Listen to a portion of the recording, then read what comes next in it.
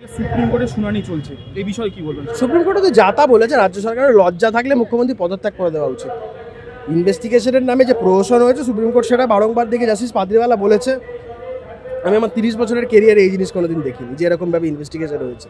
আইন কানুনকে সম্পূর্ণ বুড়ো আঙুল দেখিয়ে যেভাবে সব কিছু করা হয়েছে, পুলিশের তরফ থেকে, হসপিটাল অথরিটির তরফ থেকে। যাই হোক, সেটা একটা অ্যাসপেক্ট, এটা কোর্ট বুঝে নেবে, সেই বিষয়টা আছে। এবারে সাধারণ মানুষের বুঝে নেওয়ার পালা এসেছে। মমতা বন্দ্যোপাধ্যায় ভীত এবং সন্ত্রস্ত বাংলাদেশের পরিস্থিতি দেখে। আমরা বাংলাদেশের আন্দোলনকে সমর্থন করছি না। শেখ হাসিনাকে যেভাবে পালাতে হয়েছে, 27 তারিখ দেখবেন সকালবেলা নবান্নর ছাদে হেলিকপ্টার আছে। মমতা বন্দ্যোপাধ্যায়কে ওইভাবে পালাতে হবে, হয় পালাতে হবে, না হলে কিন্তু পরিস্থিতি ভয়ঙ্কর হবে। বাধ্য করা হবে মমতা বন্দ্যোপাধ্যায়কে রাজ্য থেকে চলে যেতে। পুলিশের লোকজনদের বলবো, বেশি নেতাদের কথায় পাম্প খেয়ে গুলি বন্দুকের ব্যবহার করতে যাবেন না। বাংলাদেশে যখন গণ অভ্যুত্থান হয়েছে, পুলিশের লোকজনকে উলঙ্গ করে উল্টো দিকে ঝুলিয়ে রেখেছিল। আমরা চাই না বাংলায় পরিস্থিতি হোক।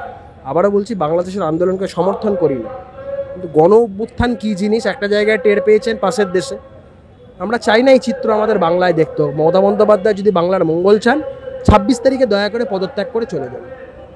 দাদা, সন্দীপ ঘোষকে আবার একটা স্পেশাল পোস্ট দেওয়া যায় স্বাস্থ্য ভবনেই, সেই বিষয়ে আপনি মমতা বন্দ্যোপাধ্যায়ের কোনো আত্মীয় স্বজন হয় কিনা আমি জানি না, খোঁজ খবর নিয়ে দেখুন। সন্দীপ ঘোষ, রঞ্জিত ঘোষের কেউ হয় কিনা আমি বলতে পারবো না। এত দরদ কেন বলতে পারবো না?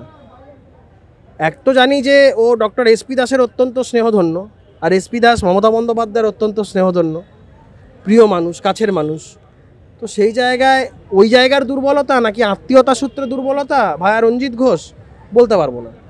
তো সেই জায়গা থেকে আলটিমেটলি যে পরিস্থিতি তৈরি হচ্ছে, এগুলো খুব সাসপিশিয়াস একটা ব্যাপার। ওর পেছনে সরকারের এত কি ভাব ভালোবাসা আছে? যাকে উঠতে বসতে সরকার, যে কোর্ট যাকে তির্যক মন্তব্য করছে, ভর্ৎসনা করছে, তাকে এক জায়গা থেকে সরিয়ে আরেক জায়গা, বা এমন কি কোনো ব্যাপার আছে যে ওকে যদি সম্পূর্ণ সরিয়ে দাও, মুখ খুলে দিলে সরকারের লোকেরা বিপদে পড়বে? অনেক কিছু অ্যাসপেক্টস আছে, সিবিআই ইনভেস্টিগেট করবে, দেখা যাক তারপর।